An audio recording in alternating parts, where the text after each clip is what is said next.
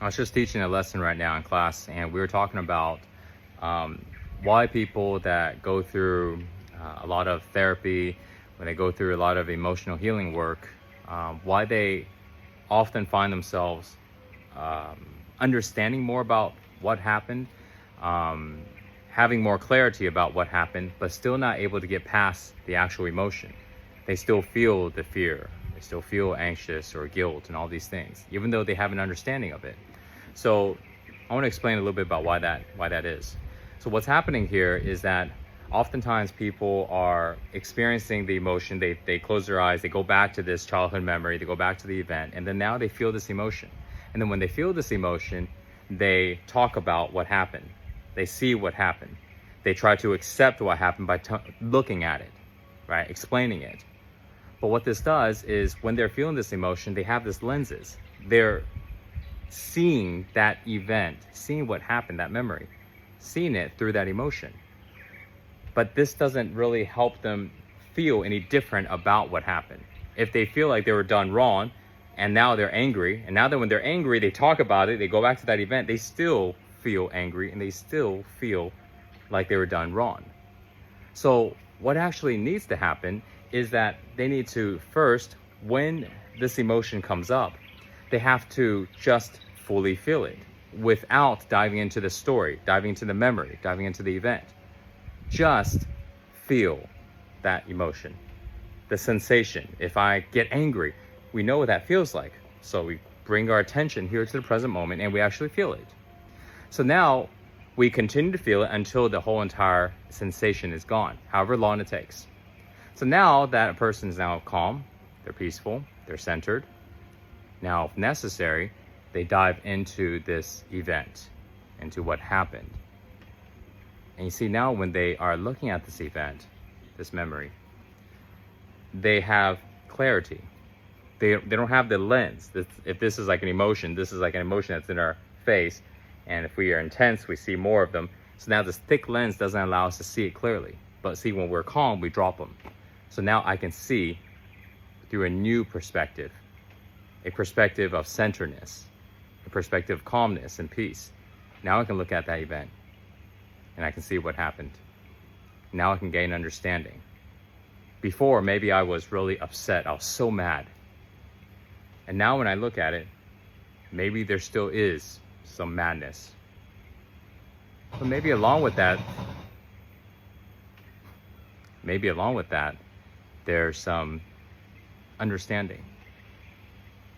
Because once we're not mad anymore, we can kind of shift our perspective. We can take a step back and then we can look at it, the bigger picture, instead of being like really, really close and just seeing our point of view of it.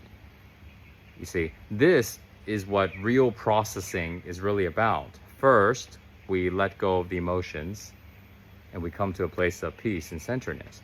Second, if we need to, let's look into this event and let's take a look at what happened, make sense of it, see it in a new perspective. When we are centered, when we are at peace, we are in our power. If I am triggered and emotional and sad and upset and anxious and stressed and fearful, I'm not in my power. There's no point for me to go look at this event when I'm not in a good state. Clear it first, and then process the event by looking into it. That's how we permanently get rid of the drama, all the stuff that happened in our past, and we can move forward in our life. If you don't do it this way, you will only have a deep understanding of what happened. You'll be very, very familiar with it, and you continue to create it in your current life. And you feel like you're just kind of stuck in this loop. Okay, because you're not actually letting go of the emotion. You're actually imprinting more of this emotion, and you're imprinting more of this perspective, this identity of victim and all that in your head. Because every time when you look at the events and you explain what happened, you're feeling emotionally charged. Okay, so that's why we have to let it go. That's why this approach can actually help us move forward, help us clear the actual emotions are stuck inside. And now this memory, this event, We don't have to forget about it. We don't have to hide away from it. It can be stored away in a cloud somewhere. And whenever we need it, we can grab it, we can put it in front of us. But when we put it in front of us, this event does not have an emotional charge anymore. We know what happened, but we're not mad about it. You see, now when we're not mad, we can take a look at it, we can learn from this, and then when we're done learning, we can throw it back in the cloud.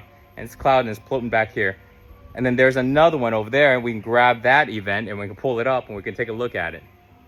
But there's no emotional charge connected to this. And then when I'm done, I take it, throw it back.